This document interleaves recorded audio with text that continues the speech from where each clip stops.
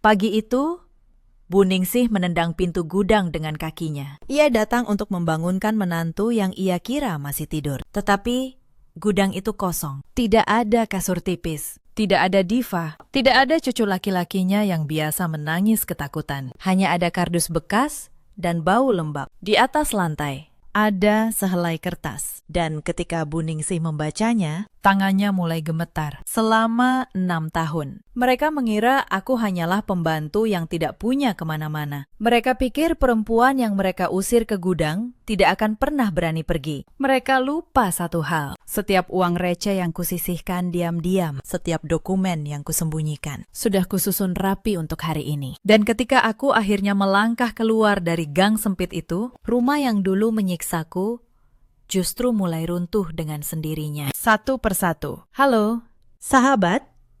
Selamat datang kembali di channel ini. Tempat kita berbagi kisah-kisah kehidupan yang penuh air mata dan pelajaran yang bisa kita petik bersama. Di cerita kali ini, kita akan sama-sama melihat bagaimana seorang menantu yang selama bertahun-tahun diperlakukan seperti pembantu, akhirnya memilih pergi tanpa banyak bicara. Dan bagaimana rumah yang mengusirnya perlahan hancur oleh tangan orang-orang yang dulu paling mereka banggakan. Sebuah balasan yang tenang, tetapi telak. Sebelum mulai, jangan lupa tekan tombol subscribe dan nyalakan lonceng notifikasinya. Tulis juga di kolom komentar, kalian menonton dari kota mana? Baiklah, mari kita mulai. Namaku Diva.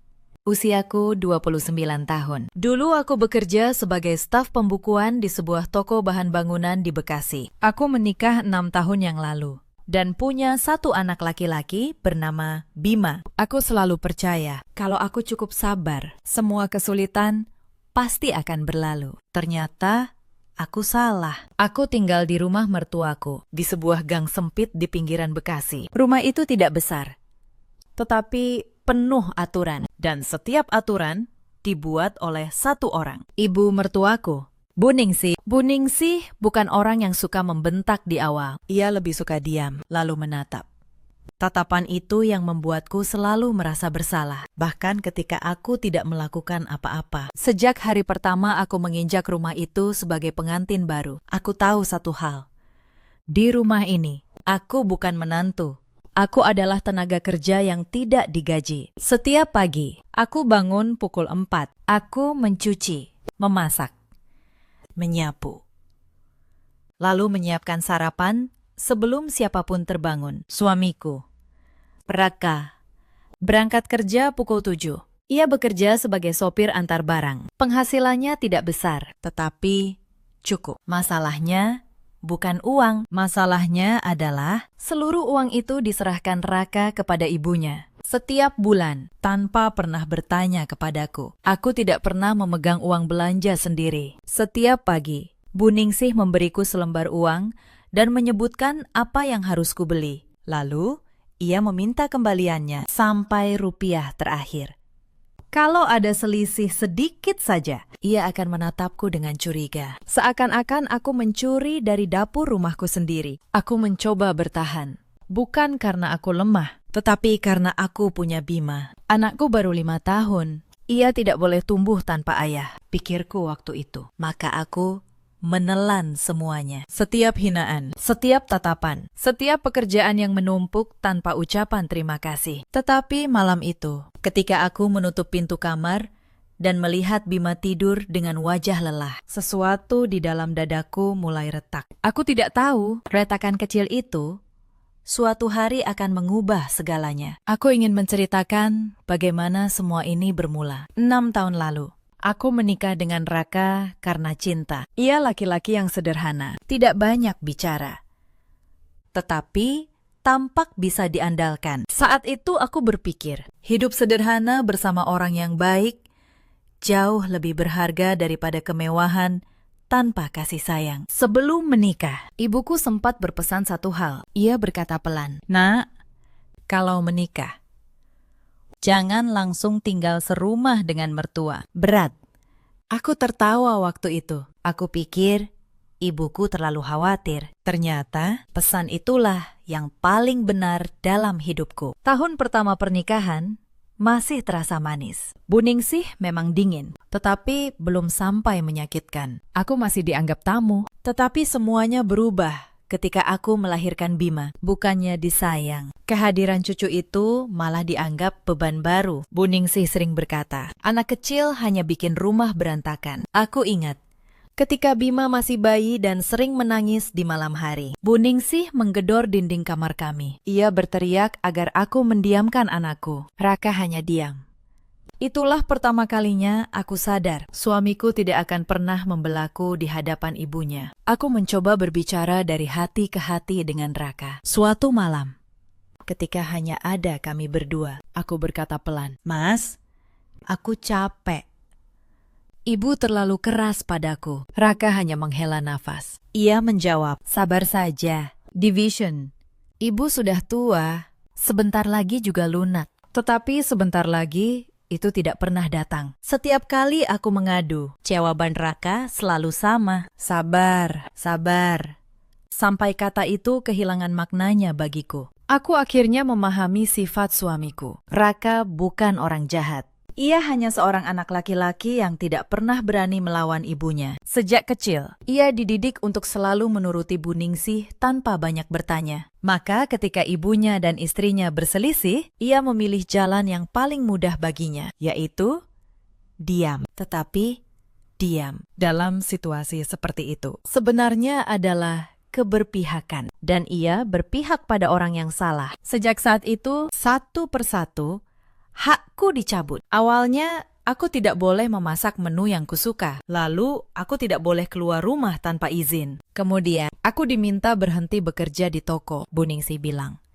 Istri yang baik harus di rumah mengurus keluarga. Padahal, yang ia inginkan hanyalah pembantu yang tidak perlu digaji. Aku menyerahkan pekerjaanku. Pekerjaan yang kucintai. Pekerjaan yang membuatku merasa berharga. Di hari terakhir, Pak Tono, pemilik toko, menggenggam tanganku. Ia berkata, "Diva, kalau suatu hari kamu butuh kembali bekerja, pintu toko ini selalu terbuka untukmu." Aku menahan air mata. Aku tidak tahu kalimat itu kelak menjadi penyelamatku. Setelah aku berhenti bekerja, posisiku di rumah itu jatuh ke titik paling rendah. Aku tidak lagi punya penghasilan. Aku tidak lagi punya alasan untuk keluar rumah. Aku benar-benar terkurung. Dan Bu Ningsih tahu itu. Ia memanfaatkannya dengan sempurna. Retakan pertama yang sungguh dalam terjadi pada suatu sore. Adik ipar perempuanku, Siska, datang berkunjung.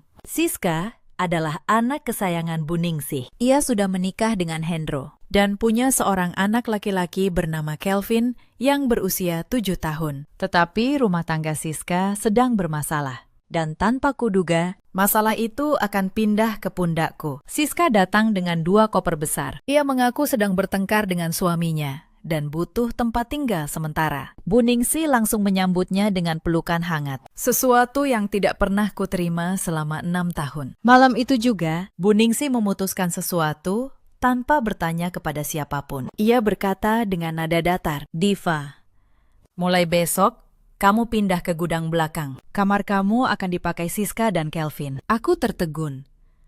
Gudang belakang itu sempit, lembab, dan penuh barang bekas. Aku menatap Raka, berharap ia membela. Tetapi suamiku hanya menunduk menatap piringnya. Ia tidak mengucapkan sepatah kata pun. Malam itu, aku memindahkan barang-barangku ke gudang. Aku menggelar kasur tipis di lantai yang dingin. Bima memelukku erat dan bertanya, "Bunda, kenapa kita pindah ke sini?" Aku tersenyum, menahan tangis.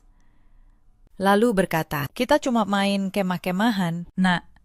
Bima percaya, dan justru kepolosan itulah yang membuat hatiku hancur. Itu baru permulaan. Hari berikutnya, beban kerjaku berlipat ganda. Kini aku tidak hanya mengurus Bu Ningsih dan keluargaku, tetapi juga Siska, Kelvin, dan kadang Hendro yang ikut menumpang di akhir pekan. cucian menggunung. Piring kotor tidak pernah habis. Aku bangun lebih pagi dan tidur lebih larut. Tetapi aku tetap diam. Aku belum tahu kemana semua ini akan bermuara. Lalu datang masalah makanan. Sejak Siska tinggal di rumah, jatah makanku dan Bima dipotong, Bu Ningsih bilang. Persediaan harus diutamakan untuk Kelvin yang sedang dalam masa pertumbuhan. Maka aku dan Bima sering hanya makan nasi dengan sedikit sayur dan kerupuk. Sementara di meja makan utama, ada ayam goreng dan rendang yang harum. Suatu malam, Bima menatap piring ayam goreng itu dengan mata berbinar. Ia berbisik,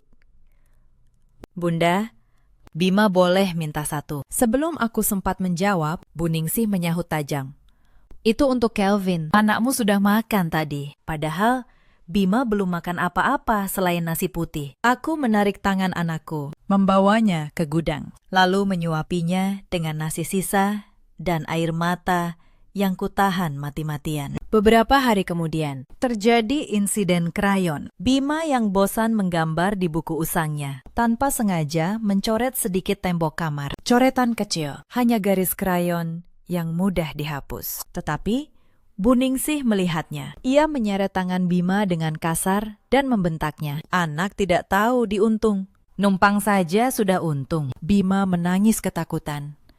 Aku berlari, memeluk anakku. Dan understanding, aku berani menatap mata mertuaku. Aku berkata pelan, tetapi tegas. "Bu, dia masih 5 tahun. Bu Ningsih tertawa sinis. Ia menjawab, "Justru karena masih kecil, harus diajari." "Kamu ini ibu macam apa?"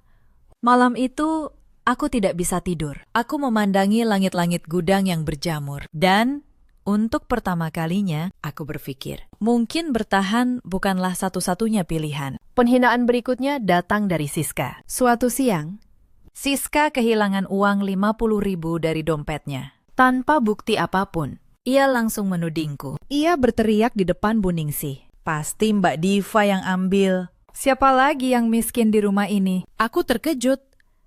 Aku tidak pernah menyentuh dompetnya. Tetapi Bu Ningsih langsung percaya pada anaknya. Ia memintaku mengembalikan uang yang bahkan tidak pernah kuambil. Aku menolak. Untuk pertama kalinya, aku menolak. Aku berkata, "Saya tidak mengambilnya, Bu." Tetapi penolakanku dianggap pembangkangan sebagai hukuman. Bu Ningsih memotong jatah uang belanja dan menyuruhku mengganti uang Siska dengan cara mengurangi makan kami selama seminggu. Malam itu, ketika aku merapikan kamar Siska, aku menemukan uang 50.000 itu terselip di balik bantal. Aku menunjukkannya, tetapi tidak ada yang minta maaf. Siska hanya berkata, "Ya sudah, ketemu kan?"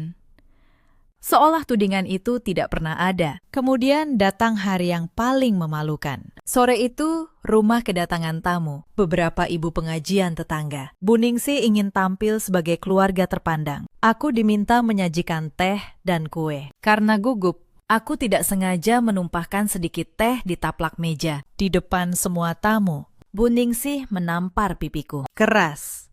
Suara tamparan itu membuat seisi ruangan terdiam. Aku berdiri mematung. Pipiku panas, tetapi yang lebih sakit adalah hatiku. Para tamu hanya saling pandang. Tidak ada yang berani bersuara. Bu Ningsih lalu tersenyum kepada para tamu dan berkata, "Maklum, menantu zaman sekarang memang harus sering diingatkan." Aku menunduk, memunguti pecahan, dan menelan air mata di hadapan orang banyak. Malam itu, retakan di dalam dadaku berubah menjadi sesuatu yang lebih dingin, sebuah ketenangan yang asing. Menurut kalian, kalau kalian berada di posisiku saat itu, masih pantaskah aku bertahan? Tulis jawaban kalian di kolom komentar. Aku ingin tahu, apa yang akan kalian lakukan seandainya kalian menjadi aku? Tidak lama setelah peristiwa di hadapan para tamu itu, aku menerima kabar buruk dari kampung. Ibu kandungku jatuh sakit dan dirawat di rumah sakit kecil di kota kelahiranku. Aku memohon kepada Bu Ningsih untuk diizinkan menjenguk.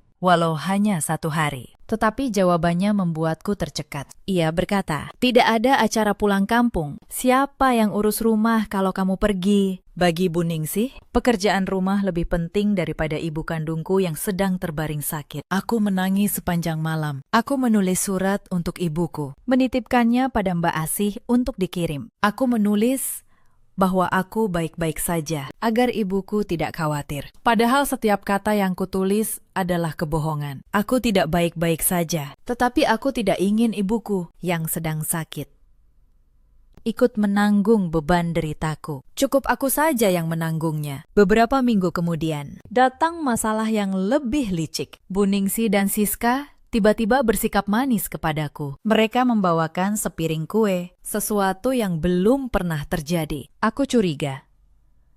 Ternyata kecurigaanku benar. Siska menyodorkan selembar surat dan sebuah pena. Ia berkata, Mbak, tanda tangan di sini ya. Cuma surat biasa kok, soal warisan keluarga. Aku membaca surat itu sekilas. Isinya adalah pernyataan bahwa aku melepaskan seluruh hak atas harta gonogini pernikahanku. Untunglah, latar belakangku sebagai staf pembukuan membuatku terbiasa membaca dokumen dengan teliti. Aku menolak menandatanganinya. Aku berkata tenang, saya baca dulu ya.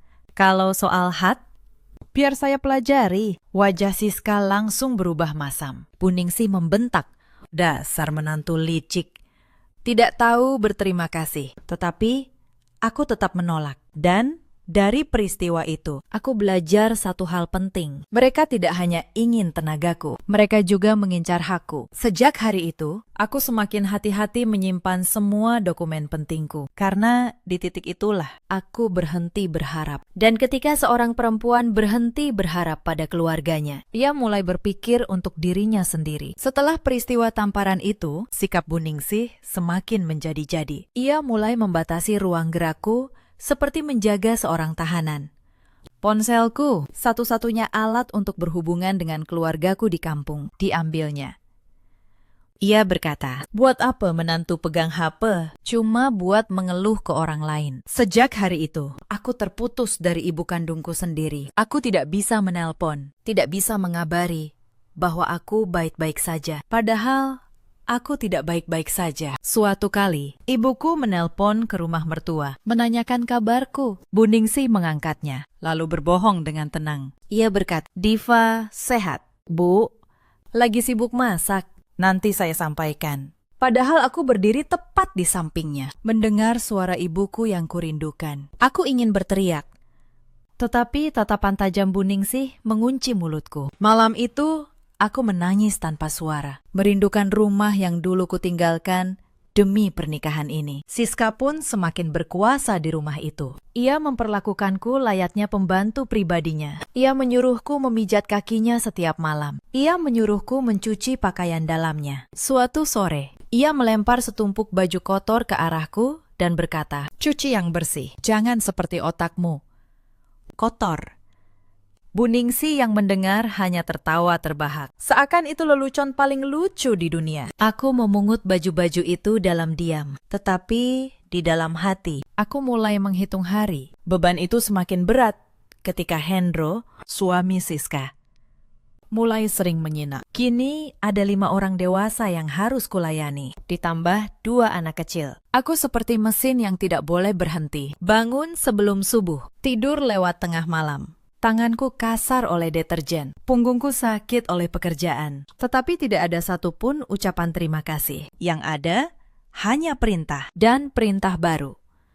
Bulan puasa tahun itu menjadi ujian yang lain. Menjelang Lebaran, rumah mertuaku ramai oleh saudara-saudara yang mudik. Hampir 10 orang menginap selama berhari-hari. Dan semua pekerjaan rumah jatuh ke tanganku seorang diri. Aku memasak opor, rendang, dan ketupat untuk belasan mulut. Aku mencuci tumpukan piring sampai jari-jariku keriput. Tidak ada satupun yang menawarkan bantuan. Mereka hanya duduk, makan, dan tertawa. Saat malam takbiran, Raka menerima uang tunjangan hari raya dari kantornya. Jumlahnya lumayan, sekitar 4 juta rupiah. Aku berharap untuk sekali ini saja. Sebagian uang itu bisa kupakai membelikan Bima baju lebaran. Tetapi, seperti biasa, seluruh uang itu langsung diserahkan Raka kepada ibunya. Bu Ningsih membagikannya. Kelvin mendapat baju baru dan amplop tebal. Siska mendapat perhiasan. Sementara Bima, anak kandung dari rumah ini, hanya mendapat amplop kosong dengan senyum sinis. Aku menatap amplop kosong itu di tangan mungil Bima. Anakku tidak mengerti. Ia hanya senang menerima amplop, sama seperti Kelvin.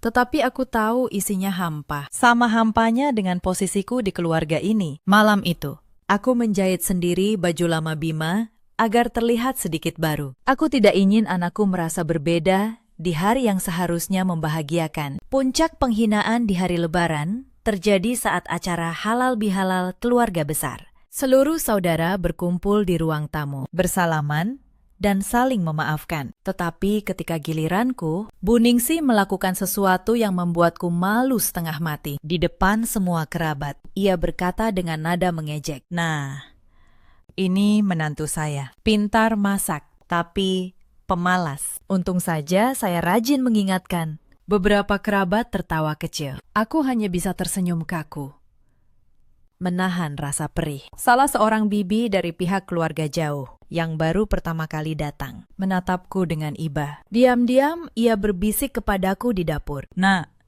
kamu kok kurus sekali? Kamu makan tidak di sini?" Pertanyaan sederhana itu hampir membuatku menangis. Karena seorang asing bisa melihat penderitaanku. Sementara keluarga yang tinggal serumah denganku justru pura-pura buta.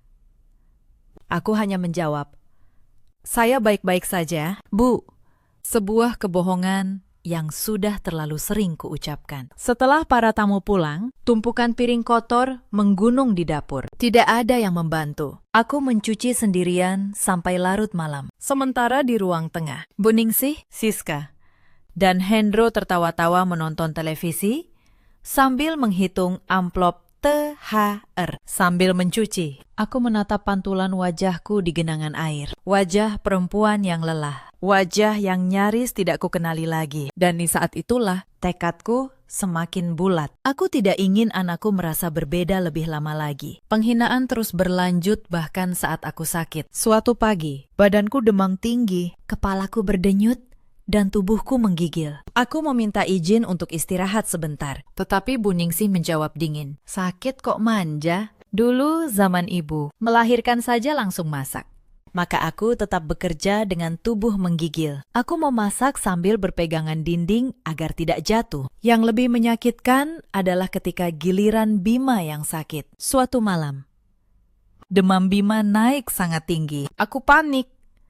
Aku mengetuk pintu kamar Raka dan meminta uang untuk membawa Bima ke klinik. Tetapi Bu Ningsih yang mendengar langsung menghalangi. Ia berkata, "Anak demam itu biasa. Tidak usah buang-buang uang ke klinik." Malam itu, aku menjaga Bima sendirian di gudang, mengompres tubuhnya dengan air sampai pagi. Aku berdoa dalam diam, dan saat itulah aku berjanji pada diriku sendiri, anakku tidak boleh tumbuh besar di tempat seperti ini. Ada satu malam yang tidak akan pernah kulupakan. Malam itu hujan turun deras. Listrik di rumah sempat padam. Di tengah gelap, Bima yang ketakutan menangis dan memanggil-manggil ayahnya. Raka yang sedang ada di rumah hanya terdiam di kamarnya, tidak keluar menenangkan anaknya. Bu Ningsih malah berteriak dari kamar, "Diamkan anakmu, mengganggu orang tidur saja." Aku memeluk Bima erat-erat di gudang yang gelap. Aku menyanyikan lagu pengantar tidur dengan suara bergetar, sambil menahan tangisku sendiri. Di tengah kegelapan itu, aku menyadari sesuatu yang menyakitkan. Di rumah ini, aku dan Bima benar-benar sendirian. Tidak ada yang akan datang menyelamatkan kami. Tidak suami, tidak mertua, tidak siapapun. Kalau aku tidak menyelamatkan diriku sendiri dan anakku, maka tidak akan ada yang melakukannya. Kesadaran itu terasa pahit, tetapi sekaligus membebaskan. Keesokan paginya, tetanggaku Mbak Asih melihat mataku yang sembab. Ia memintaku mampir sebentar ketika rumah mertua kosong. Di dapurnya, sambil menyeduh teh, ia berkata pelan, "Diva, aku sudah lama memperhatikan rumah itu. Kamu tidak pantas diperlakukan seperti ini. Kamu masih muda, kamu masih bisa bangkit. Kata-kata Mbak Asih seperti percikan api kecil di tengah kegelapan. Untuk pertama kalinya, ada orang yang melihat penderitaanku dan berkata bahwa aku layak mendapatkan yang lebih baik. Sejak hari itu, hubungan kami semakin dekat. Mbak Asih menjadi satu-satunya tempatku berbagi. Ia jugalah yang kelak menyimpan dokumen-dokumen pentingku. Ketika aku takut benda-benda itu ditemukan di rumah mertua. Tanpa Mbak Asih, mungkin aku tidak akan pernah punya keberanian untuk melangkah. Sebuah persahabatan kecil yang ternyata menjadi penyelamat hidupku. Aku berjanji pada diriku sendiri, anakku tidak boleh tumbuh besar di tempat seperti ini lebih lama lagi. Semuanya bermula dari satu pertanyaan sederhana yang kuajukan pada diriku sendiri. Kalau aku pergi sekarang, dengan apa aku menghidupi Bima? Aku tidak punya pekerjaan, aku tidak punya tabungan, bahkan uang belanja pun bukan milikku. Aku sadar untuk bisa bebas, aku harus punya satu hal yang selama ini direnggut dariku, uang yang benar-benar milikku sendiri. Maka aku mulai menyusun rencana, diam-diam, perlahan, dan sangat hati-hati. Setiap kali Bu Ningsih memberi uang belanja, aku belajar berhemat sampai ke titik paling ekstrim. Aku mencari sayur termurah di pasar saat hampir tutup. Aku menawar sampai pedagang mengalah. Dari setiap belanja, aku menyisihkan 2.000, 5.000, kadang 10.000. Uang receh yang tidak akan dicurigai siapapun. Uang itu kusimpan di sebuah amplop. Lalu kuselipkan di balik lemari tua di gudang, tempat yang tidak pernah disentuh siapapun. Karena hanya aku yang tinggal di sana. Setiap malam setelah Bima tertidur, aku menghitung tabungan rahasiaku dengan cahaya temaram. Angkanya kecil, tetapi angka kecil itu adalah satu-satunya harapanku. Aku juga mulai menerima pekerjaan diam-diam. Mbak Asih, tetanggaku, punya usaha kue rumahan. Ketika Bu Ningsih dan Siska pergi arisan, aku membantu Mbak Asih membungkus kue dan dibayar harian. Tidak banyak, tetapi setiap rupiah kukumpulkan. Mbak Asih tahu situasiku. Ia sering berkata, "Diva, kamu terlalu baik untuk rumah itu." Aku hanya tersenyum. Aku tidak berani bermimpi terlalu jauh. Selain uang, ada satu hal lagi yang kusiapkan. Dokumen. Aku mengumpulkan semua surat penting milikku dan Bima. Akta kelahiran Bima, buku nikah, ijazah terakhirku, kartu keluarga, dan buku tabungan rahasia yang baru kubuka di bank dekat pasar. Semua kusimpan di sebuah map plastik biru. Lalu kusembunyikan di dasar koper lama, koper yang dulu kubawa sebagai pengantin baru, penuh harapan. Kini koper yang sama akan membawaku keluar. Bulan demi bulan berlalu. Tabunganku perlahan bertambah. Aku juga diam-diam menghubungi Pak Tono, pemilik toko tempatku dulu bekerja. Lewat pesan singkat, aku bertanya, apakah tawarannya masih berlaku? Pak Tono membalas hanya dengan satu kalimat. Ia menulis, "Kapanpun kamu siap, Diva." Aku menangis membaca pesan itu. Untuk pertama kalinya dalam bertahun-tahun, ada orang yang menganggapku berharga, tetapi rencana selalu punya ujian. Suatu hari, Kelvin merusak televisi besar kesayangan Bu Ningsih. Ia melempar mobil-mobilan remote-nya hingga layar televisi retak. Bu Ningsih murka. Tetapi, alih-alih memarahi Kelvin, ia justru menyeret Bima keluar dari gudang. Ia menuduh anakku yang melakukannya. Padahal Bima sedang tidur di sisiku sepanjang sore itu. Aku berdiri di depan anakku, melindunginya. Aku berkata dengan suara bergetar menahan amarah. Bima tidak menyentuh televisi itu. "Bu, tanyakan pada Kelvin." Siska langsung memotong. "Berani-beraninya kamu menuduh anakku." Suasana memanas. Dan di tengah keributan itu, Bu Ningsih mengucapkan kalimat yang akhirnya memutuskan segalanya. Ia menunjuk wajahku dan berkata, "Kalau tidak terima, pergi sana dari rumah ini. Bawa anakmu. Toh tidak ada yang butuh kalian di sini." Ruangan mendadak senyap. Raka yang baru pulang kerja berdiri di ambang pintu, mendengar semuanya. Aku menatap suamiku. Sekali lagi, aku memberinya kesempatan untuk membela. Tetapi sekali lagi, ia hanya diam. Ia masuk ke kamar tanpa berkata apa-apa. Dan pada detik itu, di dalam hatiku, aku mengucapkan selamat tinggal pada pernikahan ini. Malam itu, aku tidak tidur. Aku duduk di gudang, memeluk Bima, dan menghitung semua yang telah kukumpulkan. Tabungan rahasiaku ternyata sudah cukup untuk menyewa kamar kecil dan bertahan selama beberapa bulan. Dokumenku lengkap. Pekerjaan sudah menungguku. Aku menatap wajah Bima yang tidur, lalu berbisik.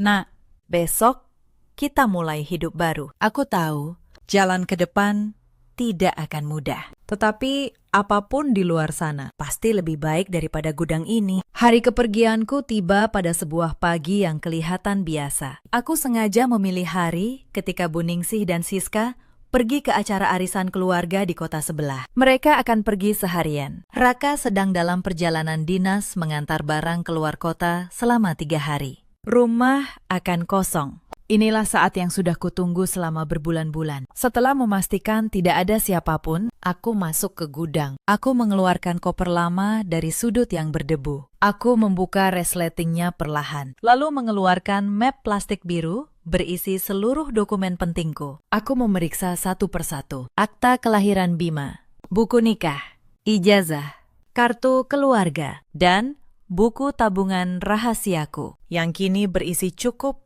untuk memulai hidup baru. Aku tidak mengambil apapun yang bukan milikku. Tidak sepeser uang dari rumah itu. Aku hanya membawa pakaianku, pakaian Bima, dan harga diriku yang tersisa. Sebelum pergi, aku duduk sejenak di lantai gudang yang dingin, tempat yang selama berbulan-bulan menjadi penjaraku. Anehnya, aku tidak menangis. Aku justru merasa lega.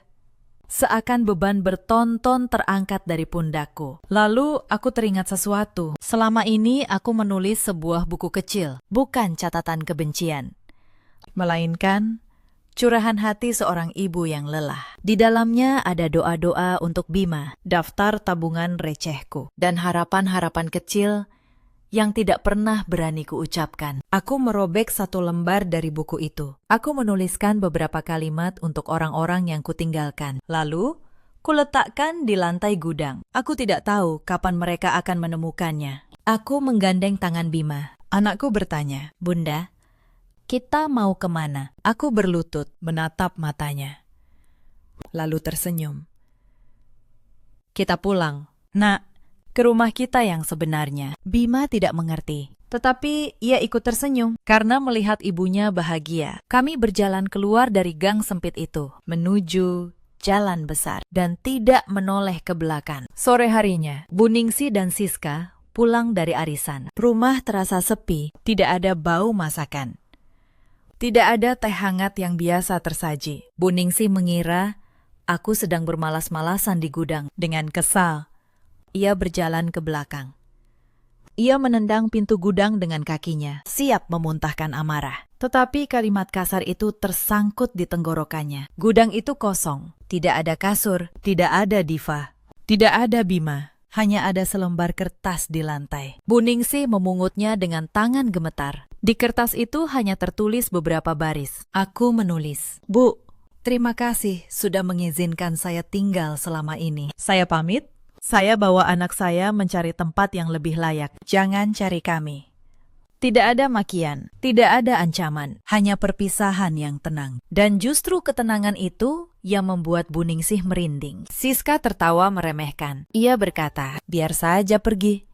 Memang siapa dia? Paling juga balik lagi minggu depan, kelaparan." Bu Ningsih mengangguk, mencoba menenangkan dirinya sendiri. Mereka yakin aku akan kembali merangkak, memohon ampun. Karena menurut mereka, perempuan sepertiku tidak punya kemana-mana. Mereka tidak tahu, aku sudah punya segalanya yang kubutuhkan. Hari pertama berlalu, aku tidak kembali. Hari kedua, tidak ada kabar. Hari ketiga, Raka pulang dari perjalanan dinasnya. Begitu masuk rumah, ia merasakan ada yang aneh. Rumah terlalu sepi. Ia mencariku ke gudang dan menemukan tempat itu kosong. Ibunya menyodorkan secari kertas yang kutinggalkan. Raka membacanya dalam diam. Bu Ningsih, Siska, dan Hendro menunggu dengan tegang. Mereka menanti ledakan amarah Raka. Mereka membayangkan Raka akan mengamuk, lalu pergi menyeretku kembali ke rumah ini dengan paksa. Bu Ningsih bahkan sudah menyiapkan rencana untuk menghukumku saat aku kembali. Tetapi yang terjadi sungguh di luar dugaan mereka. Raka tidak berteriak.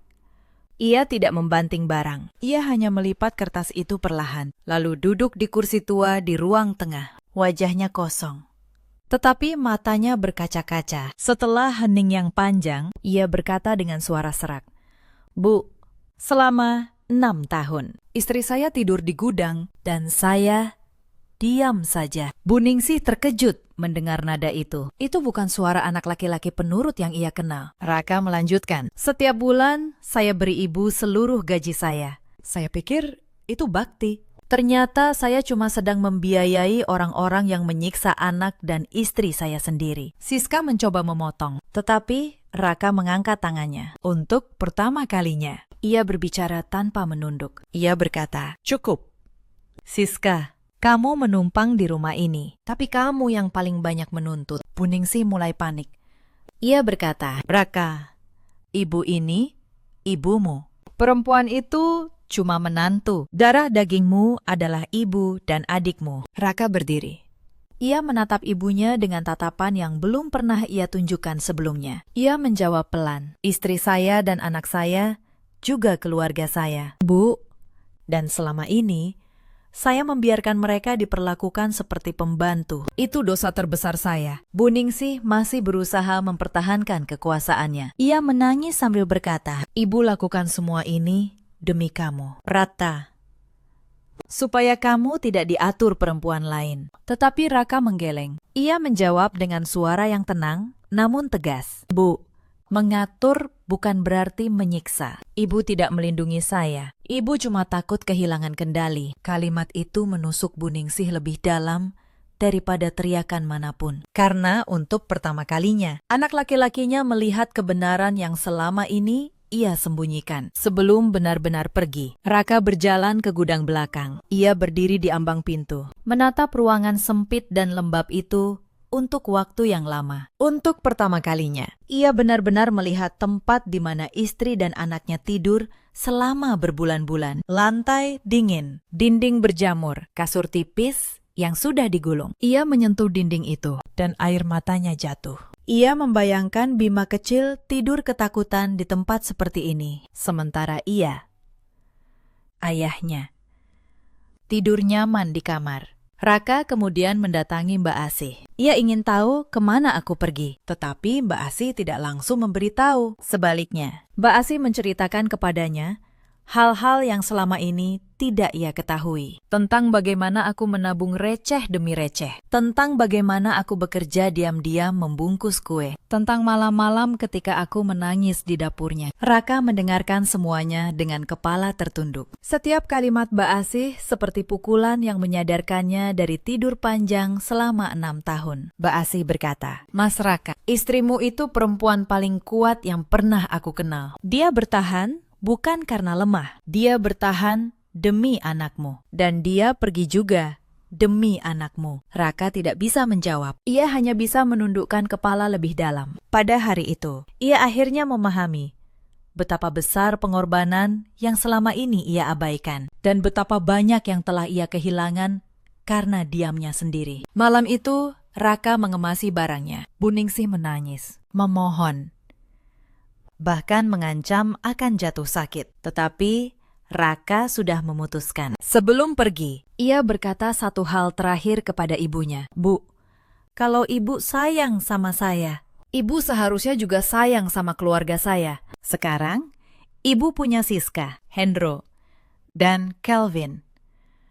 Tinggallah bersama mereka, seperti yang selama ini ibu inginkan." Lalu, ia melangkah keluar, meninggalkan rumah masa kecilnya. Sementara itu, di sisi lain kota, aku sedang memulai hidup baru. Dengan tabungan rahasiaku, aku menyewa sebuah kamar kontrakan kecil di dekat pasar. Kamar itu sederhana, hanya satu ruangan dengan dapur kecil. Tetapi untuk pertama kalinya dalam bertahun-tahun, itu adalah ruangan yang sepenuhnya milikku. Tidak ada yang membentak, tidak ada tatapan curiga, hanya aku dan Bima. Keesokan harinya, aku mendatangi toko Pak Tono. Ketika ia melihatku berdiri di depan pintu, ia tersenyum lebar.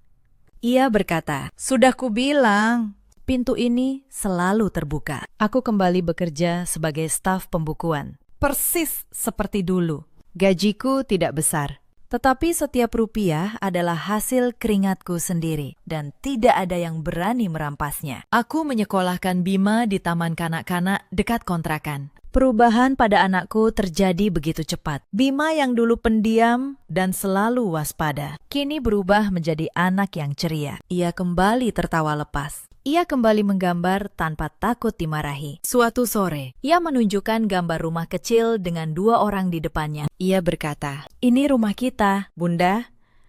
Cuma kita berdua, tapi senang." Aku memeluknya, dan kali ini air mataku adalah air mata bahagia. Hidup kami memang sederhana. Kadang aku harus berhitung cermat agar gaji cukup sampai akhir bulan. Tetapi tidak ada lagi rasa takut. Tidak ada lagi rasa terhina. Mbak Asi, tetanggaku yang dulu, sesekali menengok dan membawakan kue. Ia berkata, "Akhirnya kamu bebas, Diva." Aku mengangguk. Aku tidak menyangka kebebasan ternyata terasa sesederhana ini. Beberapa minggu kemudian, Raka berhasil menemukanku. Ia bertanya pada Mbak Asih, lalu datang ke kontrakan dengan wajah penuh penyesalan. Ia berdiri di depan pintu, tidak berani masuk.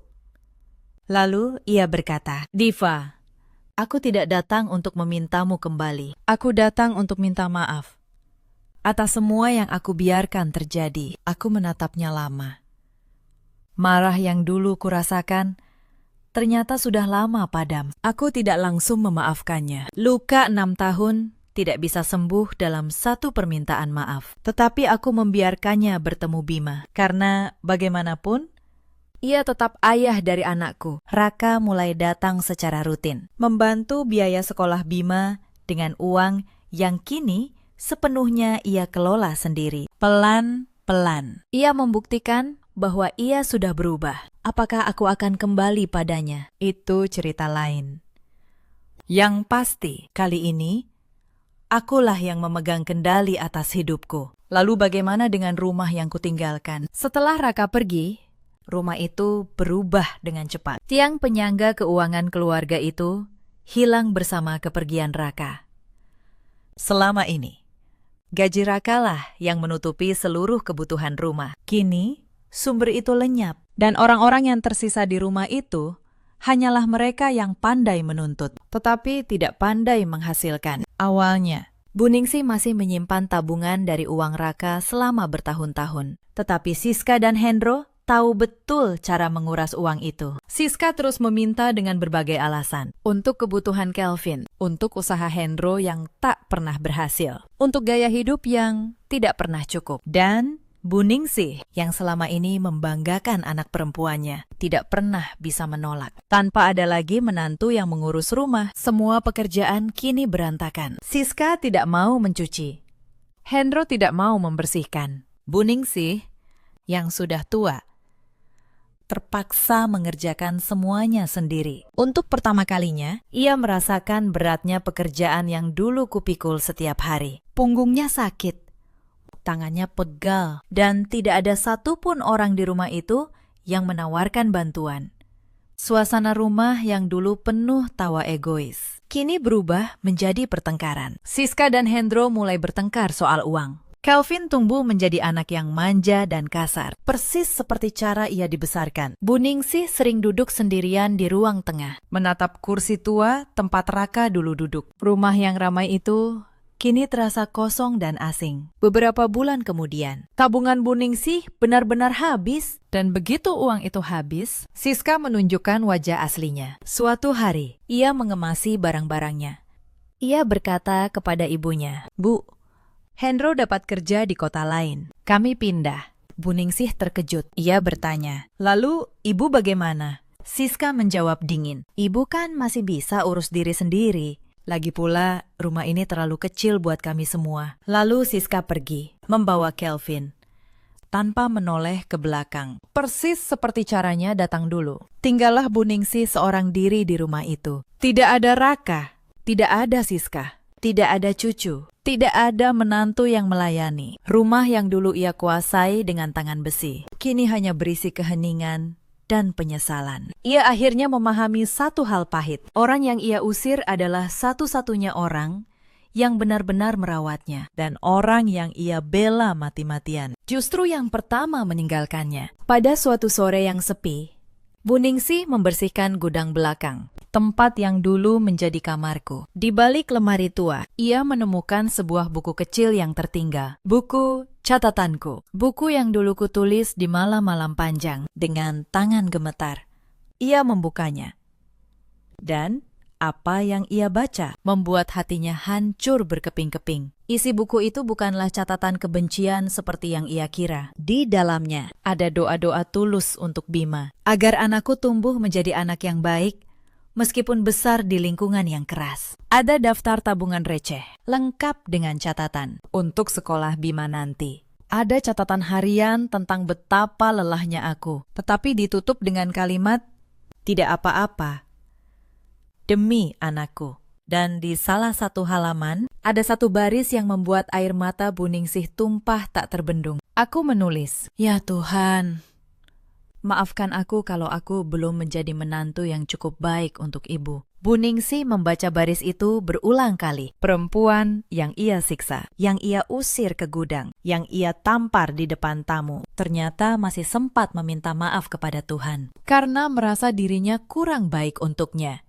Saat itulah Bu Ningsih benar-benar menyadari siapa malaikat yang telah ia buang dari rumahnya sendiri. Bu Ningsih sempat mencoba mencariku. Ia datang ke kontrakanku dengan tubuh yang kini terlihat ringkih. Ia berdiri di depan pintu, sama seperti dulu. Aku berdiri menunggu pembelaannya yang tak pernah datang. Ketika aku membuka pintu, ia menangis. Ia berkata, "Diva, maafkan ibu." Aku menatapnya lama. Di dalam dadaku tidak ada lagi amarah, tidak ada lagi dendam. Yang ada hanya satu hal yang sudah lama hilang dari rumah itu, ketenangan. Aku tidak membentaknya. Aku tidak membalas semua perlakuannya. Aku hanya berkata pelan, saya sudah memaafkan ibu sejak lama. Tetapi maaf, saya tidak akan kembali. Aku membiarkan Bima menyapa neneknya. Lalu kuantar Bu Ningsih sampai ke pintu. Ia pergi dengan langkah berat, membawa penyesalan yang tidak akan pernah bisa ia perbaiki. Karena ada hal-hal dalam hidup yang sekali kita rusak, tidak akan pernah bisa kembali utuh. Setelah kepergian Bu Ningsih dari kontrakanku hari itu, aku duduk lama menatap Bima yang sedang bermain. Aku merenungkan betapa jauhnya perjalanan yang telah kami lalui. Dari gudang sempit yang lembab sampai ke kamar kontrakan kecil yang penuh tawa. Memang sederhana, tetapi disinilah untuk pertama kalinya aku bisa tidur tanpa rasa takut akan hari esok. Bima tumbuh dengan pesat. Di sekolahnya, ia mendapat pujian dari guru karena rajin dan sopan. Suatu hari, ia pulang membawa gambar yang dibuatnya di kelas. Gambar itu menampilkan seorang ibu dan seorang anak laki-laki berdiri di depan rumah kecil yang dikelilingi matahari. Di bawahnya, ia menulis dengan huruf yang masih berantakan, "Ibuku, pahlawanku." Aku memeluk gambar itu dan menangis bahagia sepanjang malam. Aku juga mulai menabung lebih serius. Setiap bulan, sebagian gajiku kusisihkan untuk dana pendidikan Bima. Aku bermimpi suatu hari bisa menyekolahkannya setinggi mungkin. Mimpi yang dulu terasa mustahil ketika aku terkurung di gudang, kini perlahan menjadi nyata. Aku belajar bahwa hidup yang dibangun dengan tangan sendiri, sekecil apapun, jauh lebih berharga daripada kemewahan yang disertai penghinaan. Kadang aku bertanya pada diriku sendiri, apakah aku menyesal telah bertahan begitu lama di rumah itu? Jawabannya, tidak. Karena penderitaan itulah yang mengajariku betapa berharganya kebebasan. Dan justru dari titik terendah dalam hidupku, aku belajar untuk berdiri kembali. Bukan untuk membalas, tetapi untuk hidup. Waktu terus berjalan. Setahun lebih kemudian, hidupku dan Bima sudah jauh lebih stabil. Aku dipromosikan oleh Pak Tono menjadi kepala bagian pembukuan di tokonya. Gajiku naik. Aku berhasil memindahkan tabunganku ke tempat yang lebih aman dan menyisihkan sedikit demi sedikit untuk masa depan Bima. Anakku tumbuh menjadi anak yang ceria, percaya diri, dan penuh tawa. Tidak ada lagi raut waspada di wajahnya. Tidak ada lagi rasa takut membuat kesalahan kecil. Aku tidak pernah menyangka bahwa keberanian untuk pergi dari satu gudang sempit ternyata bisa membuka begitu banyak pintu. Dulu aku mengira bertahan adalah satu-satunya bentuk cinta untuk anakku. Aku salah terkadang. Pergi adalah bentuk cinta yang paling besar. Pergi dari tempat yang menyakiti demi memberi anak kita tempat yang lebih layak untuk tumbuh. Sahabat, cerita ini mengajarkan kita banyak hal. Jangan pernah merasa bahwa kesabaran berarti membiarkan diri kita diinjak tanpa batas. Dan jangan pernah berpikir bahwa diam adalah satu-satunya jalan untuk menjaga keutuhan keluarga. Karena keluarga yang sehat dibangun di atas rasa hormat, bukan di atas ketakutan. Di luar sana, ada banyak perempuan yang mungkin sedang berada di posisiku dulu. Tidur di kamar sempit, menelan hinaan setiap hari, dan menyangka bahwa itulah takdir mereka. Untuk kalian, aku ingin berkata, kalian lebih berharga daripada yang mereka katakan. Kalian punya hak untuk hidup dengan tenang dan dihormati. Di luar sana, ada juga banyak suami seperti Raka dulu. Suami yang memilih diam demi menjaga perasaan ibunya, tetapi lupa bahwa istri dan anaknya juga butuh dibela. Membela orang yang benar bukanlah pengkhianatan kepada orang tua. Itu adalah tanda bahwa seseorang sudah benar-benar menjadi dewasa. Dan di luar sana, ada pula para ibu mertua seperti Bu Ningsih. Ibu yang begitu takut kehilangan kendali atas anak laki-lakinya, sehingga menganggap menantu sebagai ancaman, bukan sebagai keluarga. Padahal menyayangi menantu tidak akan pernah mengurangi cinta seorang anak kepada ibunya. Justru sebaliknya, itu akan membuat keluarga semakin utuh. Tentang orang-orang dalam cerita ini, masing-masing menempuh jalannya sendiri. Bu Ningsih kini hidup sendiri dalam penyesalan. Siska dan Hendro masih berpindah-pindah, tidak pernah menemukan ketenangan. Raka perlahan memperbaiki diri dan belajar menjadi ayah yang sesungguhnya untuk Bima. Sementara aku akhirnya menemukan kedamaian yang selama bertahun-tahun direnggut dariku. Bukan karena aku membalas dendam, tetapi karena aku memilih untuk berdiri dan pergi. Dalam hidup, kita selalu punya pilihan. Pilihan untuk bertahan dalam penderitaan, atau pilihan untuk berani memulai dari nol demi sebuah ketenangan. Tidak ada pilihan yang mudah, tetapi selalu ada pilihan yang benar. Bagaimana menurut kalian? Ceritakan kisah kalian di kolom komentar. Terima kasih sudah menemani sampai akhir. Sampai jumpa di cerita berikutnya. Malam itu, di ruang persalinan sebuah rumah sakit di kawasan Cinere, saya hampir kehilangan nyawa. Tekanan darah saya turun, bayi saya melintang, dokter berteriak meminta tindakan darurat. Dan di tengah semua itu, ibu mertua saya berdiri di pintu kamar, melipat tangan, lalu berkata dingin, "Yang penting cucu saya selamat, soal menantu masih bisa dicari lagi." Saya mendengar kalimat itu di antara sadar dan tidak. Kalimat yang akan saya ingat seumur hidup. Saya Anindya, dan malam itu adalah malam saya berhenti berharap dicintai oleh keluarga suami saya. Tapi mereka tidak tahu satu hal. Rumah megah tempat mereka tinggal. Tanah tempat rumah itu berdiri. Semua dokumennya menyimpan satu nama. Dan nama itu bukan nama ibu mertua saya. Halo, sahabat. Selamat datang kembali di kanal ini. Tempat kita berbagi kisah rumah tangga, air mata, dan pelajaran hidup yang bisa kita renungkan bersama. Sebelum kita mulai, tekan tombol subscribe dan nyalakan lonceng notifikasinya supaya kalian tidak ketinggalan kisah-kisah berikutnya. Tuliskan juga dari kota mana kalian menonton di kolom komentar. Sekarang, mari kita mulai. Nama saya Anindya.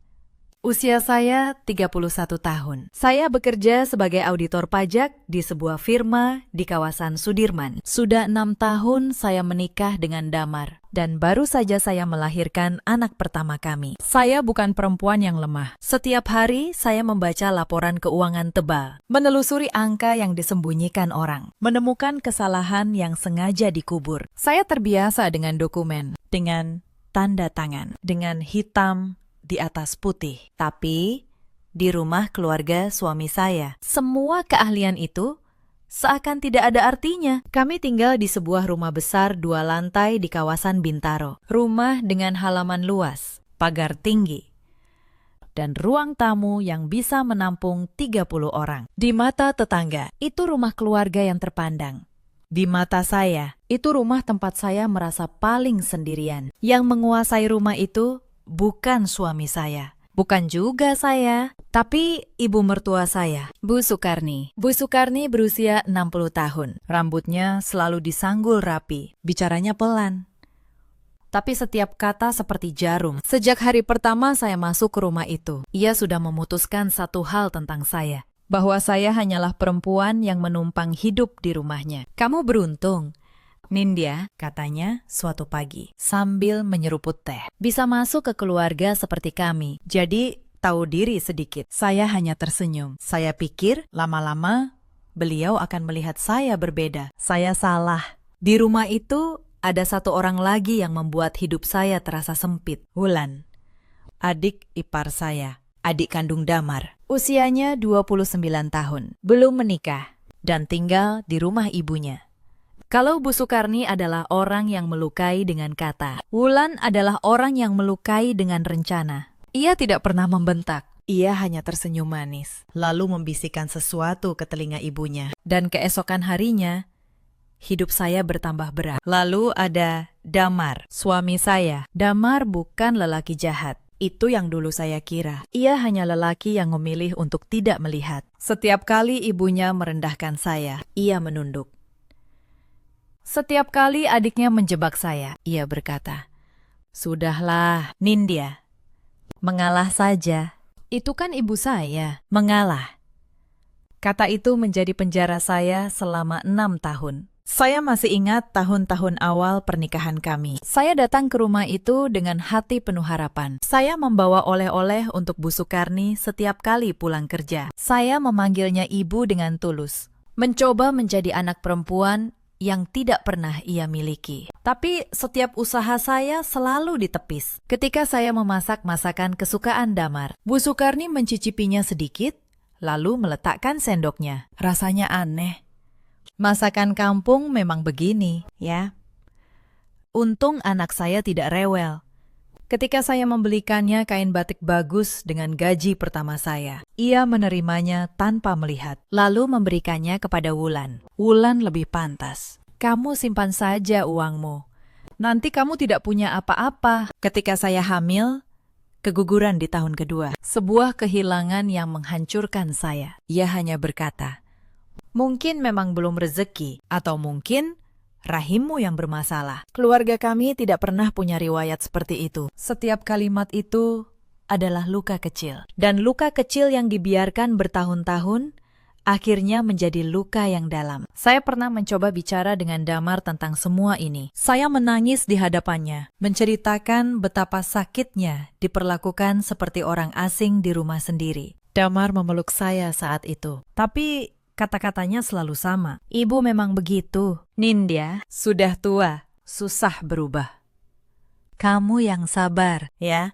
Demi aku, selalu demi dia. Tidak pernah ada yang bertanya, bagaimana dengan saya? Saya menelan semuanya. Saya pikir cinta adalah tentang berkorban. Saya tidak tahu bahwa ada batas, di mana pengorbanan berhenti menjadi cinta, dan mulai menjadi penghancuran diri. Saya menjadi semakin diam, semakin kecil. Sampai saya hampir tidak mengenali perempuan yang dulu percaya diri membaca laporan keuangan ratusan halaman. Perempuan yang dulu punya karir dan mimpi. Di rumah itu, saya hanyalah Nindya yang masak, Nindya yang cuci, Nindya yang menumpang. Dan yang paling menyakitkan, saya mulai mempercayainya. Saya mulai berpikir, mungkin memang saya tidak cukup baik. Mungkin memang saya pantas diperlakukan seperti itu. Butuh sebuah malam di ruang persalinan, dengan nyawa saya di ujung tanduk, dan kalimat dingin ibu mertua saya. Untuk akhirnya membangunkan saya. Saya melepaskan banyak hal demi keluarga ini. Saya sempat ditawari posisi kepala tim di kantor. Tapi saya menolak, karena Bu Sukarni bilang, istri yang baik tidak boleh lebih sibuk dari suaminya. Saya berhenti bertemu teman-teman saya karena katanya perempuan menikah tidak pantas keluyuran. Sedikit demi sedikit, saya mengubur diri saya sendiri. Dan di rumah itu, saya mengerjakan segalanya. Memasak untuk seisi rumah sejak subuh, mencuci, menyetrika, membersihkan 2 lantai. Mbak Rumi, pembantu yang sudah lama bekerja di rumah itu, sering memandang saya dengan iba. Mbak Nindya istirahat saja, bisiknya suatu kali. Biar saya yang kerjakan. Tidak apa-apa, Mbak, jawab saya.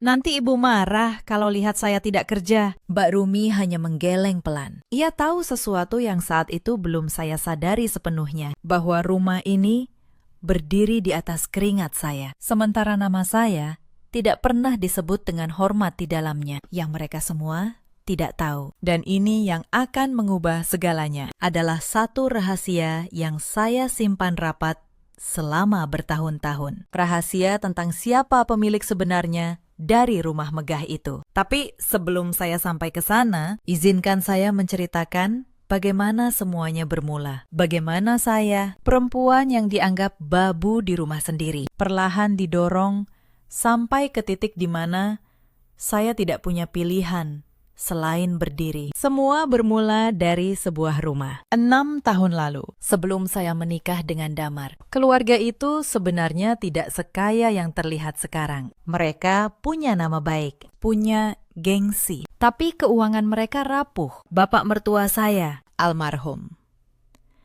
meninggalkan sebidang tanah di Bintaro dan utang yang cukup besar di sebuah bank. Saat itu, Damar datang kepada saya. Wajahnya pucat. Ia bilang, tanah peninggalan ayahnya akan disita kalau utang itu tidak segera dilunasi. Ia memohon bantuan saya. Saya masih ingat malam itu. Kami duduk di sebuah kedai kopi kecil. Damar menggenggam tangan saya. Matanya berkaca-kaca. Mindya, aku tidak tahu harus minta tolong ke siapa lagi, katanya. Kalau tanah itu hilang, ibuku akan hancur. Itu satu-satunya peninggalan ayahku. Aku berjanji, kalau kamu menolongku, aku akan menjagamu seumur hidupku. Keluargaku akan menganggapmu seperti anak sendiri. Janji itu.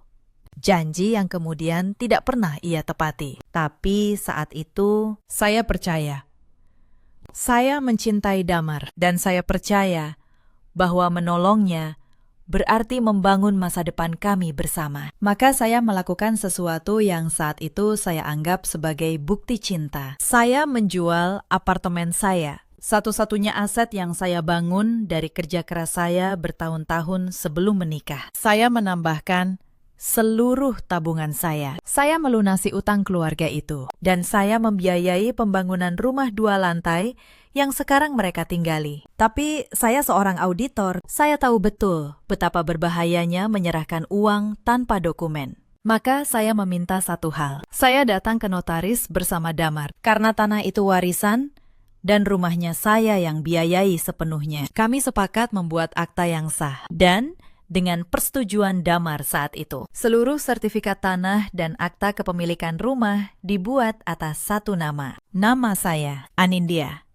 Damar tahu hal ini. Ia menandatanganinya sendiri. Tapi seiring waktu, ia memilih melupakannya. Mungkin karena malu, mungkin karena ibunya tidak pernah tahu dan ia takut mengatakannya. Sementara Bu Sukarni, sejak pindah ke rumah itu, yakin sepenuhnya bahwa rumah itu adalah warisan suaminya yang ia perjuangkan sendiri. Ia memamerkannya ke seluruh keluarga besar. Rumah ini peninggalan almarhum bapak. Katanya bangga di setiap acara. Saya yang menjaganya. Saya tidak pernah membantah. Saya menyimpan dokumen-dokumen itu rapi di sebuah brankas kecil di kamar saya. Lalu, salinannya saya titipkan kepada Pak Tirta, notaris yang dulu mengurus semuanya. Saya pikir, selama keluarga ini menerima saya, dokumen itu tidak perlu pernah dibicarakan. Saya benar-benar tidak ingin menggunakannya. Saya hanya ingin dianggap sebagai bagian dari keluarga. Tapi Bu Sukarni dan Wulan punya rencana lain.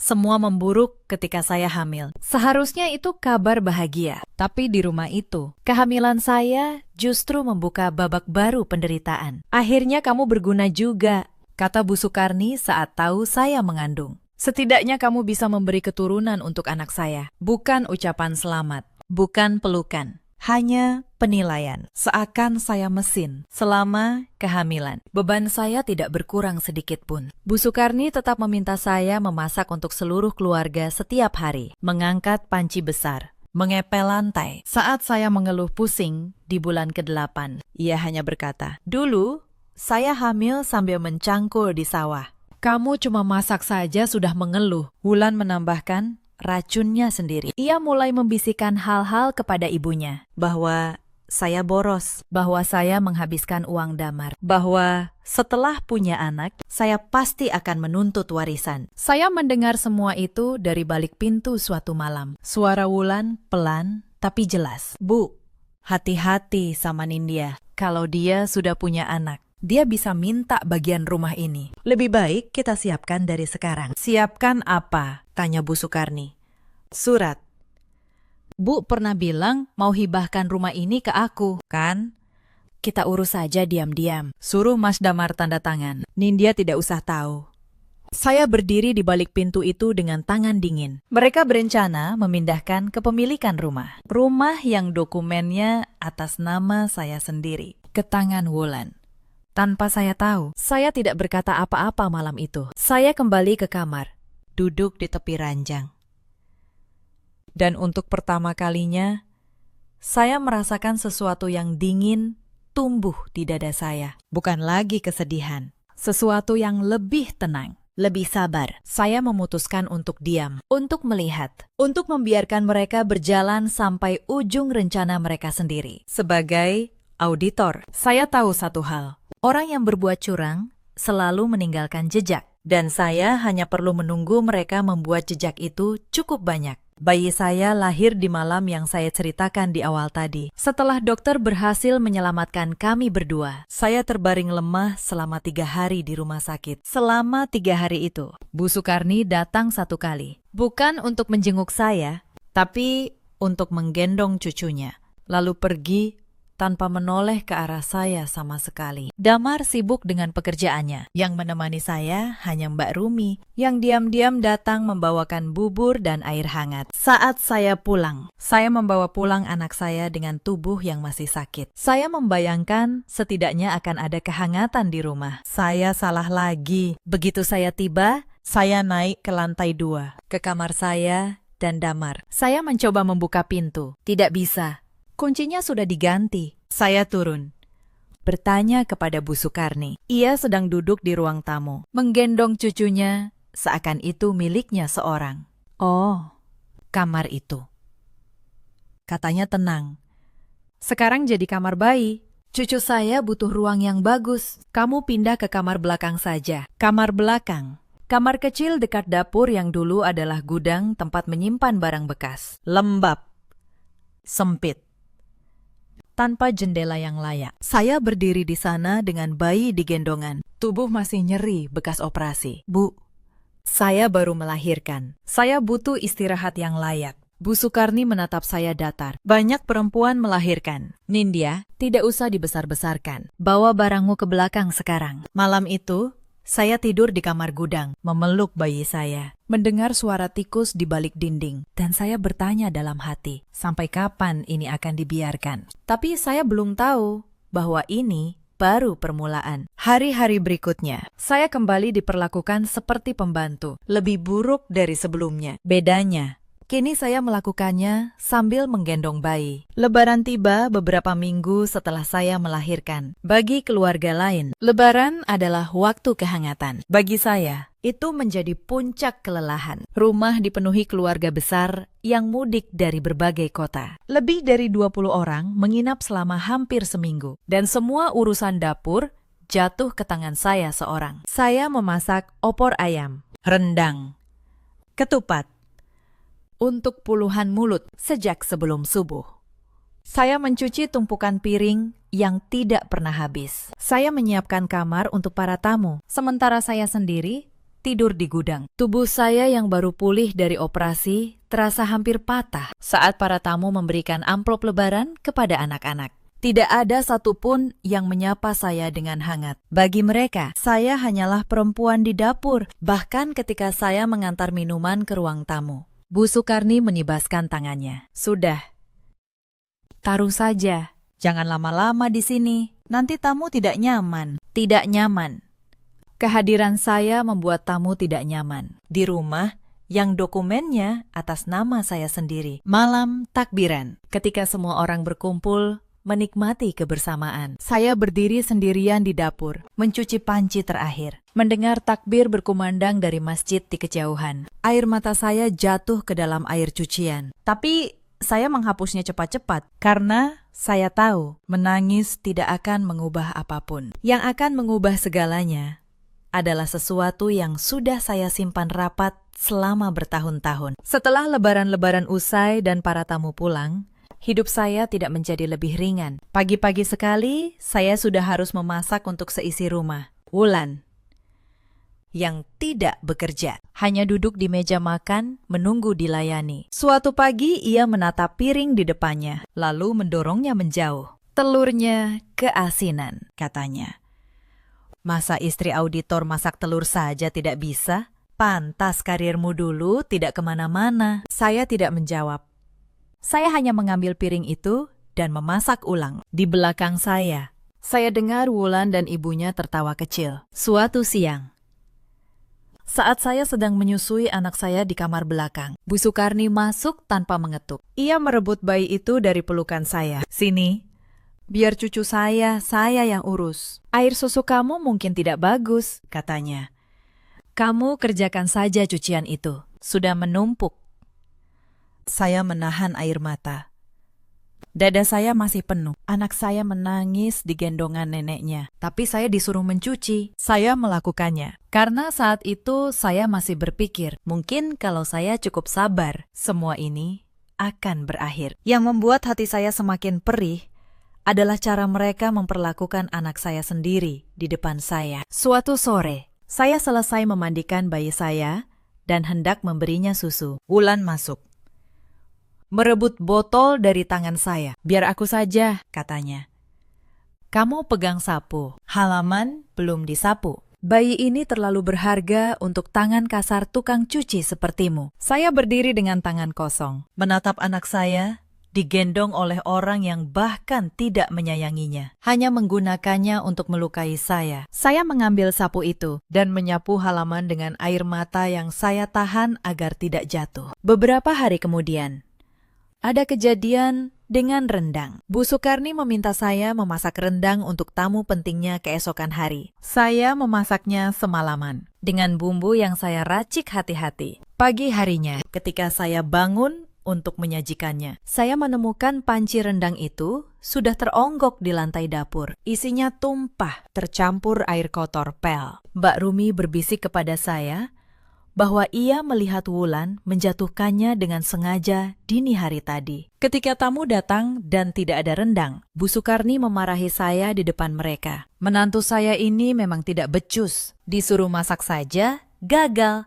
Maklum, asalnya memang bukan dari keluarga yang tahu cara melayani. Saya menunduk, menerima semua kemarahan itu. Padahal saya tahu siapa yang menjatuhkan panci itu. Saya menyimpannya seperti seorang auditor menyimpan setiap temuan. Saya menyimpan setiap luka, lengkap dengan tanggalnya. Lalu ada hari ketika Bu Sukarni mengambil perhiasan saya. Saya punya beberapa gram emas, pemberian almarhumah ibu saya. Satu-satunya peninggalan beliau. Suatu hari, emas itu hilang dari kotak saya. Ketika saya bertanya, Bu Sukarni menjawab enteng. Oh itu, saya pakai untuk keperluan keluarga. Kamu kan menantu. Sudah sepantasnya menyumbang. Lagi pula, emas seperti itu tidak cocok untuk perempuan rendahan. Peninggalan terakhir dari ibu saya diambil begitu saja. Dan saya bahkan tidak boleh protes. Malam itu, saya menangis diam-diam di kamar gudang. Tapi air mata itu adalah air mata terakhir yang saya tumpahkan untuk mereka. Sabar, saya hampir habis pada hari uang itu hilang. Suatu sore, Bu Sukarni berteriak dari kamarnya. Katanya, uang 5 juta rupiah di lacinya hilang. Dan dengan cepat, telunjuknya menunjuk ke arah saya. Pasti kamu, katanya. Siapa lagi yang masuk ke kamar saya kalau bukan kamu yang bersih-bersih? Bu, saya tidak pernah menyentuh uang ibu, kata saya. Lalu siapa? Mbak Rumi. Dia sudah belasan tahun di sini dan tidak pernah mencuri. Kamu yang baru. Kamu yang butuh uang.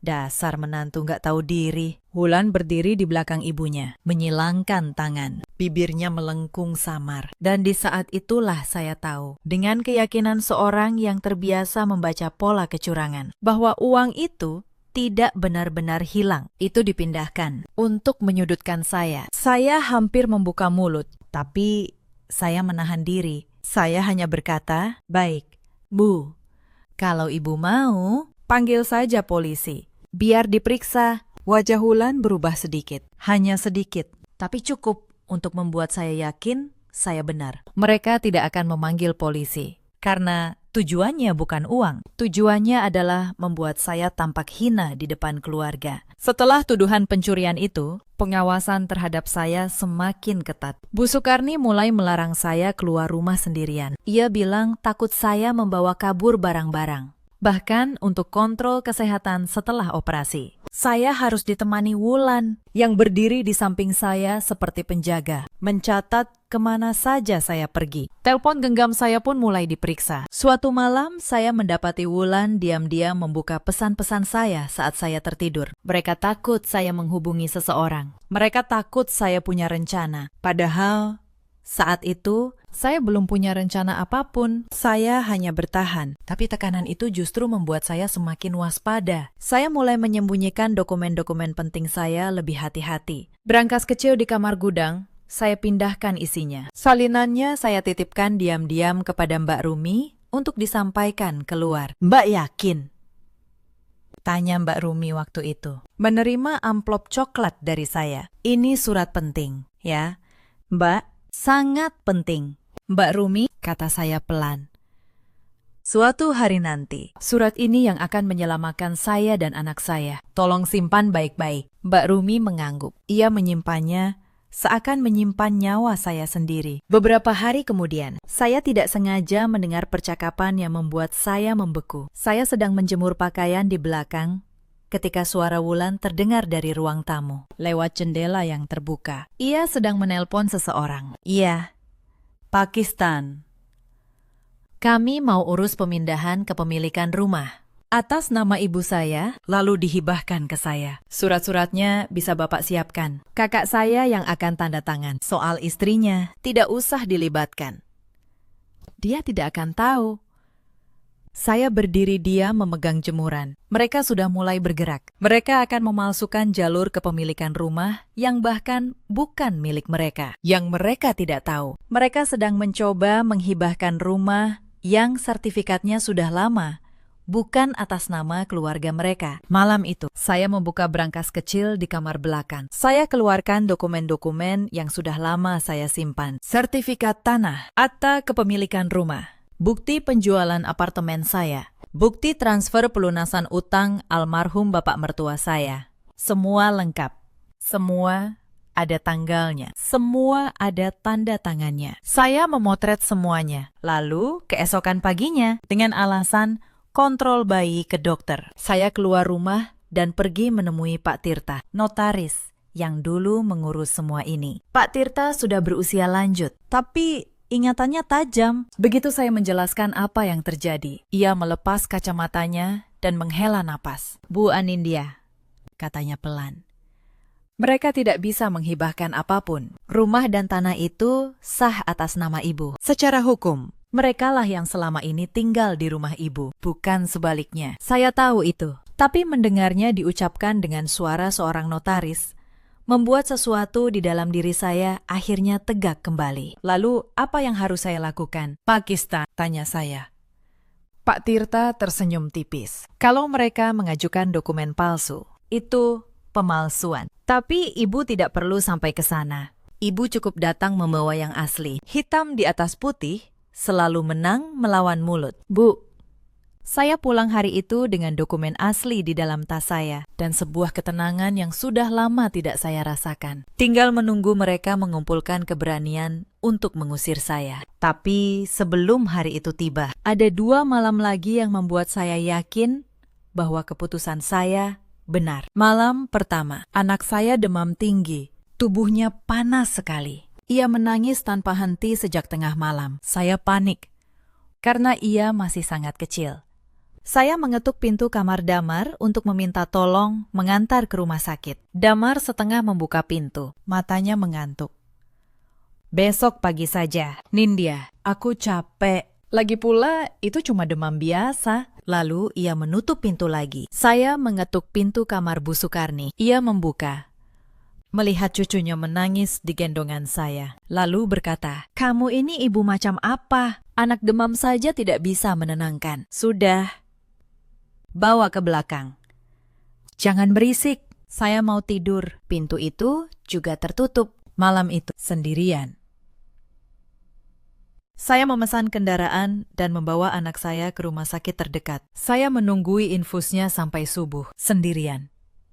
Di kursi keras ruang tunggu. Tidak ada satupun dari keluarga itu yang menelpon untuk bertanya kabar. Di kursi itu, sambil memandang wajah anak saya yang akhirnya tertidur tenang, saya berjanji pada diri sendiri. Saya tidak akan membesarkan anak ini di rumah di mana ibunya diperlakukan seperti sampah. Malam kedua adalah malam arisan keluarga. Rumah penuh dengan ibu-ibu kerabat Bu Sukarni. Mereka datang dengan perhiasan dan tas mahal. Duduk di ruang tamu. Dan Bu Sukarni dengan bangga melayani mereka. Tentu saja dengan tangan saya yang memasak dan menyajikan semuanya. Di tengah arisan, salah satu tamu bertanya, "Sukarni, ini menantumu." "Ya, kok kelihatan capek sekali?" Bu Sukarni tertawa kecil. "Iya, itu menantu saya." "Ya, beginilah. Namanya juga numpang di rumah orang. Setidaknya dia tahu diri, mau bantu-bantu. Daripada makan gaji buta, kan?" Para tamu tertawa. Saya berdiri di sana, memegang nampan.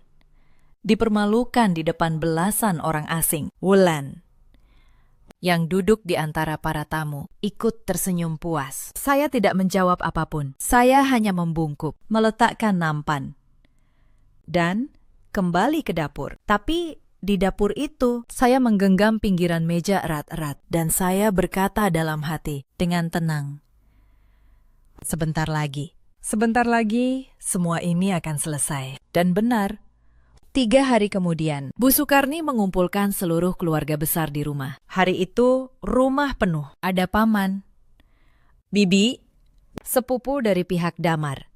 Meja makan dipenuhi rendang, opor, dan kue-kue mahal. Bu Sukarni ingin acaranya megah karena ia ingin punya banyak saksi. Saya diminta melayani semua tamu, membawa nampan, menuang teh, membersihkan piring kotor, sambil sesekali kembali ke kamar belakang menengok bayi saya yang tidur sendirian. Ketika semua sudah berkumpul, Bu Sukarni berdiri di tengah ruang tamu. Ia mengetuk gelas dengan sendok. Semua diam. "Saya kumpulkan kalian semua hari ini," katanya.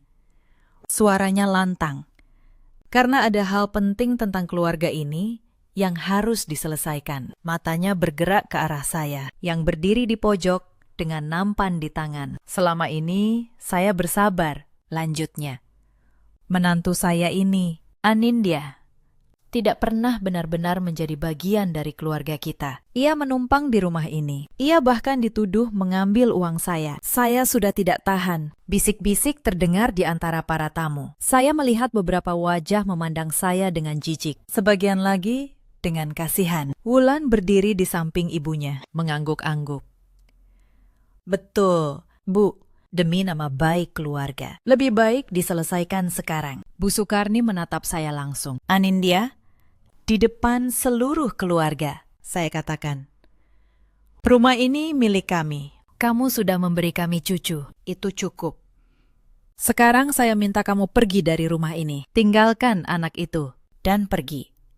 Angkat kaki dari rumah keluarga kami." Ruangan hening. Semua mata tertuju pada saya. Saya menatap Damar, suami saya. Ia duduk di sofa, menunduk, memandang lantai. Tidak satu kata pun keluar dari mulutnya untuk membela saya. 6 tahun pernikahan, dan ia memilih diam pada saat saya paling membutuhkannya. Di saat itu, sesuatu yang terakhir di dalam diri saya yang masih berharap akhirnya padam. Dan menjadi tenang. Saya meletakkan nampan di meja dengan perlahan. Saya menegakkan punggung saya. Lalu saya berbicara dengan suara yang tidak gemetar sama sekali. Baik, Bu, saya akan pergi dari rumah ini, kata saya. Tapi sebelum itu, ada satu hal yang harus didengar oleh seluruh keluarga yang Ibu kumpulkan hari ini. Bu Sukarni mengernyit. Apalagi yang mau kamu katakan? Saya membuka tas saya. Saya keluarkan map coklat yang sejak pagi sudah saya siapkan. Saya letakkan di atas meja, di tengah ruangan. Di hadapan semua orang. Ibu menyuruh saya angkat kaki dari rumah keluarga Ibu, kata saya. Masalahnya, ini bukan rumah keluarga Ibu. Saya membuka map itu. Saya keluarkan satu persatu. Sertifikat tanah, akta kepemilikan rumah, bukti penjualan apartemen saya 6 tahun lalu, bukti transfer pelunasan utang almarhum Bapak ke bank 6 tahun lalu. Tanah peninggalan almarhum Bapak nyaris disita karena utang. Saya yang melunasinya. Saya menjual apartemen saya, seluruh tabungan saya, untuk menyelamatkan tanah ini dan membangun rumah yang sekarang kita berdiri di dalamnya. Wajah Bu Sukarni mulai berubah, dan karena saya yang membiayai semuanya. Dengan persetujuan dan tanda tangan Damar sendiri. Seluruh sertifikat tanah dan akta rumah ini dibuat atas satu nama. Bukan nama Ibu, bukan nama Wulan.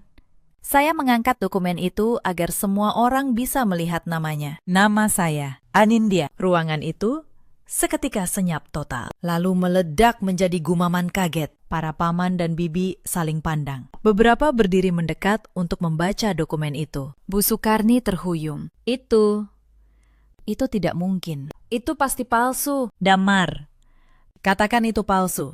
Semua mata berpindah ke Damar. Wajahnya pucat pasi. Bibirnya bergetar, tapi ia tidak bisa berbohong di depan dokumen yang ada tanda tangannya sendiri. Itu benar. Bu, katanya akhirnya. Suaranya hampir tak terdengar. Nindya yang membayar semuanya. Rumah ini memang atas namanya. Saya tidak pernah berani mengatakannya pada Ibu. Wulan, yang tadi berdiri begitu percaya diri, kini wajahnya memucat. Tidak mungkin, Bu. Kita kan mau hibahkan rumah ini ke aku. Kita sudah urus suratnya. Dan dengan kalimat itu, Wulan baru saja membongkar rencananya sendiri. Di depan seluruh keluarga. Saya menatapnya tenang. Oh, soal surat hibah yang kalian urus diam-diam itu. Saya tahu. Saya mendengarnya. Kalian berniat memasukkan pemindahan kepemilikan rumah yang bahkan bukan milik kalian. Itu namanya pemalsuan dokumen. Wulan dan saya secara hukum adalah pemilik sah rumah ini. Seorang paman tertua yang selama ini dihormati di keluarga itu. Berdiri dan menatap Bu Sukarni dengan kecewa. Sukarni, jadi selama ini kamu memamerkan rumah yang bukan milikmu. Dan kamu memperlakukan perempuan yang menyelamatkan keluarga ini seperti pembantu. Bu Sukarni tidak bisa menjawab. Untuk pertama kalinya sejak saya mengenalnya, ia kehilangan kata-kata. Suasana di ruang tamu itu berubah total. Para kerabat yang tadi memandang saya dengan jijik, kini menatap Bu Sukarni dan Wulan dengan tatapan yang sama. Seorang bibi berbisik cukup keras. Jadi selama ini dia menyiksa menantu yang justru menyelamatkan keluarganya. Astagfirullah. Wulan, yang merasa semuanya runtuh, mencoba menyelamatkan diri. Ia maju ke arah saya. Suaranya berubah memohon. Nindya, tolong. Kita kan keluarga. Kamu tidak akan tega mengusir kami, kan? Kami minta maaf. Iya, kami salah. Saya menatapnya. Perempuan yang menjatuhkan panci rendang saya, yang memindahkan uang untuk menuduh saya mencuri, yang merebut bayi saya dari pelukan saya, yang menelpon notaris untuk memalsukan surat hibah. Wulan, kata saya, tenang. Sebulan yang lalu, kamu menelpon notaris untuk menghibahkan rumah ini ke namamu. Diam-diam. Tanpa sepengetahuanku. Saat itu kamu tidak berpikir kita keluarga. Sekarang, ketika kamu tahu rumah ini milikku, tiba-tiba kita keluarga. Sayang sekali, Aku tidak sebodoh yang kalian kira. Wulan terdiam. Wajahnya memucat. Salah satu paman yang tadi berdiri Menghampiri saya. ia menundukkan kepalanya sedikit. Sebuah penghormatan yang tidak pernah saya terima di rumah itu selama 6 tahun. Nak Anindya, katanya. Atas nama keluarga ini, saya minta maaf. Kami tidak tahu apa yang sebenarnya terjadi. Kami hanya mendengar dari satu pihak. Maafkan kebutaan kami. Air mata hampir jatuh dari mata saya mendengarnya. Bukan karena sedih, tapi karena untuk pertama kalinya di rumah itu ada seseorang yang memperlakukan saya sebagai manusia. Terima kasih, Paman, kata saya. Saya tidak pernah ingin menghancurkan siapapun. Saya hanya ingin dianggap ada. Bu Sukarni masih terduduk di kursinya. Tubuhnya seperti kehilangan tenaga. Ia menatap dokumen di atas meja, lalu menatap saya. Lalu menatap Damar yang menunduk. Seluruh kuasa yang ia bangun selama bertahun-tahun, seluruh gengsi yang ia pamerkan, runtuh dalam hitungan menit. Kenapa? Kenapa kamu tidak bilang dari dulu? Suaranya bergetar. Kalau memang rumah ini milikmu, kenapa kamu diam saja? Saya menatapnya. Dan untuk pertama kalinya, saya melihat ketakutan di mata perempuan yang selama ini saya takuti. Karena saya tidak pernah menginginkan rumah ini. Bu, jawab saya. Saya hanya menginginkan sebuah keluarga. Saya rela memberikan rumah ini seluruhnya. Kalau saja ibu memperlakukan saya seperti manusia, tapi ibu memilih harga diri ibu. Sekarang harga diri itulah yang ibu punya, bukan rumah ini. Bu Sukarni tidak menjawab. Air mata mengalir di pipinya yang keriput. Tapi air mata itu datang terlambat. Bertahun-tahun terlambat. Saya membiarkan keheningan itu berlangsung beberapa saat. Lalu, saya mengumpulkan kembali dokumen-dokumen saya, memasukkannya ke dalam map, dan menutupnya. Ibu menyuruh saya angkat kaki, kata saya pelan. Tapi, secara hukum, sayalah yang berhak menentukan siapa yang tinggal di rumah ini dan siapa yang tidak. Saya menarik napas. Selama 6 tahun, saya membayangkan momen ini. Dan ketika tiba, saya tidak merasakan kemenangan. Saya hanya merasa lelah dan akhirnya bebas. Tapi saya bukan ibu, lanjut saya. Saya tidak akan mengusir siapapun ke jalan malam-malam, seperti yang ibu rencanakan untuk saya. Saya beri waktu 30 hari. Setelah itu, urusan rumah ini akan diselesaikan secara hukum melalui Pak Tirta, notaris yang menyimpan seluruh salinan aslinya. Saya berbalik ke arah Damar, lelaki yang dulu saya cintai. Lelaki yang memilih diam ketika ibunya menyuruh saya pergi, sambil meninggalkan anak saya sendiri. Damar, kata saya. Selama 6 tahun aku menunggu kamu, berdiri satu kali saja untukku.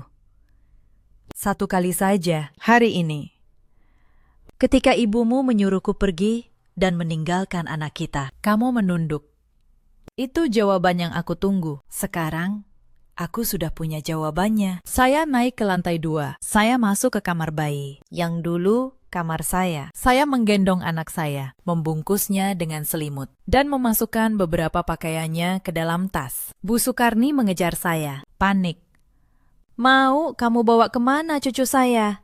Tinggalkan dia di sini. Saya menatapnya dengan tenang. Bu, di malam saya melahirkan. Ibu berdiri di pintu dan bilang, menantu masih bisa dicari lagi. Hari ini ibu menyuruh saya pergi tanpa anak saya. Ibu tidak pernah menganggap saya ibunya, tapi saya ibunya dan ibu yang membawa anaknya. Saya turun, melewati seluruh keluarga yang masih terdiam. Mbak Rumi berdiri di dekat pintu. Air matanya mengalir. Ia menggenggam tangan saya sebentar. Akhirnya, Mbak, bisiknya. Akhirnya, saya melangkah keluar dari rumah besar di Bintaro itu dengan anak saya di gendongan dan map coklat di tangan. Untuk pertama kalinya dalam 6 tahun, udara terasa ringan. Saya tidak pernah benar-benar mengusir mereka. Saya tidak perlu. 30 hari berlalu. Melalui Pak Tirta, saya menawarkan sebuah kesepakatan yang adil. Lebih adil dari yang pernah mereka berikan kepada saya. Pak Tirta sempat bertanya kepada saya di kantornya yang tenang. Bu Anindya, secara hukum, Ibu punya hak penuh. Ibu bisa meminta mereka keluar dalam 7 hari. Ibu bisa menuntut Wulan atas percobaan pemalsuan dokumen. Kenapa ibu tidak melakukannya? Saya menatap dokumen-dokumen di atas mejanya. Dokumen yang selama bertahun-tahun menjadi rahasia saya. Kini menjadi kekuatan saya. Pak Tirta, kata saya. Selama 6 tahun mereka mengajari saya bagaimana rasanya dihina. Kalau saya membalas dengan cara yang sama, saya tidak lebih baik dari mereka. Saya tidak ingin menang dengan menjadi seperti mereka. Saya ingin menang dengan tetap menjadi diri saya. Pak Tirta memandang saya lama, lalu mengangguk pelan. Ibu perempuan yang kuat, bukan karena ibu punya dokumen ini, tapi karena ibu memilih bagaimana menggunakannya. Saya tidak melempar mereka ke jalan, saya menjual rumah itu. Rumah yang sah atas nama saya. Lalu sebagian hasilnya saya berikan kepada Damar sebagai bapak dari anak saya, agar ia bisa menyewa tempat tinggal untuk ibunya. Sisanya saya simpan untuk masa depan anak saya. Yang terjadi setelah itu, saya dengar dari Mbak Rumi yang tetap berhubungan dengan saya. Rumah megah itu terjual. Bu Sukarni, yang selama bertahun-tahun memamerkan rumah itu ke seluruh keluarga besar, kini tinggal di sebuah rumah kontrakan kecil. Para tetangga dan kerabat yang dulu mengaguminya, kini tahu kebenarannya. Bahwa kemegahannya selama ini berdiri di atas pengorbanan menantu yang ia hina. Wulan, yang dulu bermimpi memiliki rumah itu, tidak mendapatkan apa-apa. Reputasinya sebagai perempuan yang mencoba memalsukan surat hibah tersebar di kalangan keluarga. Tidak ada lagi yang mempercayainya. Dan Damar beberapa kali mencoba menghubungi saya, mengirim pesan panjang berisi penyesalan. Ia bilang, ia baru sadar betapa berharganya saya setelah saya pergi, bahwa ia menyesal tidak pernah berdiri untuk saya. Saya membaca pesan-pesan itu, lalu saya membalas 1 kali dengan kalimat yang singkat. Penyesalan datang ketika semuanya sudah selesai. Aku menunggumu berdiri selama 6 tahun. Damar, kamu memilih untuk tidak. Sekarang aku memilih untuk diriku sendiri. Setelah itu, saya tidak pernah membalas lagi. Setahun berlalu, sejak malam saya melangkah keluar dari rumah itu. Sekarang saya tinggal di sebuah apartemen kecil di kawasan Tebet. Tidak semegah rumah Bintaro itu. Tapi ini rumah saya. Setiap sudutnya tenang. Tidak ada suara yang merendahkan. Tidak ada mata yang menatap saya seperti orang asing. Saya kembali bekerja. Firma tempat saya dulu menerima saya kembali. Dan kali ini, saya menerima posisi yang dulu saya tolak demi keluarga suami. Saya kini memimpin tim audit saya sendiri. Anak saya tumbuh sehat, ceria, dan setiap pulang kerja, ia menyambut saya dengan tangan terbuka. Suatu sore, saya duduk di balkon apartemen sambil memangku anak saya, memandang langit yang perlahan menguning. Mbak Rumi, yang kini sesekali datang membantu saya menjaga anak, duduk di sebelah saya. Mbak Nindya sekarang kelihatan lebih muda, katanya sambil tersenyum.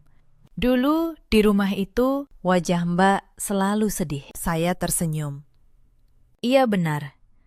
Saya baru menyadari betapa berat beban yang saya pikul selama 6 tahun. Justru setelah saya meletakkannya, saya tidak membenci mereka. Sungguh. Membenci hanya akan membuat saya tetap terikat pada mereka. Saya hanya melepaskan. Bu Sukarni, kata Mbak Rumi. Kini hidup sepi di kontrakannya. Kerabat yang dulu mengaguminya jarang berkunjung. Ia sering duduk sendiri di teras, menatap jalan. Seakan menunggu seseorang datang yang tidak pernah datang. Ia telah menukar kehangatan keluarga dengan harga diri yang salah. Dan kini, ia menanggung kesepian itu. Damar sudah berhenti mengirim pesan. Saya dengar ia masih sendiri, masih menyesali keputusannya. Tapi penyesalan, seperti yang pernah saya katakan padanya, datang ketika semuanya sudah selesai. Cerita ini mengajarkan satu hal kepada saya, dan mungkin kepada kalian juga. Jangan pernah menyia-nyiakan ketulusan orang yang berkorban untuk kita demi gengsi dan ambisi. Karena harta dan kekuasaan tidak akan pernah bisa menggantikan hangatnya keluarga yang sudah terlanjur disakiti. Dan jangan pernah merasa hanya karena seseorang memilih untuk bersabar dan diam, ia adalah orang yang lemah. Kadang orang yang paling tenang justru adalah orang yang paling siap. Mereka hanya menunggu waktu yang tepat untuk berdiri. Di luar sana, ada banyak perempuan yang mungkin sedang berada di posisi saya dulu, yang setiap hari berkorban, tapi tidak pernah dihargai, yang menelan air mata di dapur, sambil terus melayani orang yang merendahkannya. Kalau kalian salah satunya, ingatlah,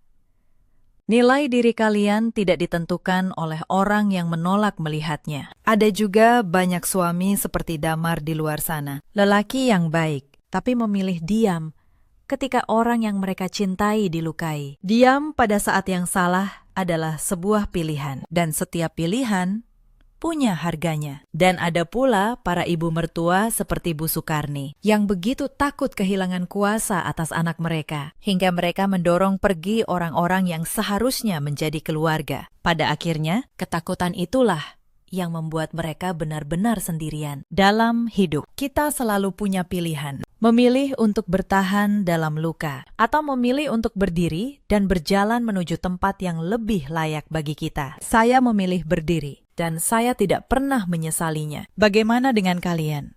Pernahkah kalian berada di posisi yang sama? Ceritakan kisah kalian di kolom komentar. Jangan lupa, tinggalkan jejak. Dari kota mana kalian menonton? Terima kasih sudah menemani sampai akhir. Sahabat, sampai jumpa di kisah berikutnya.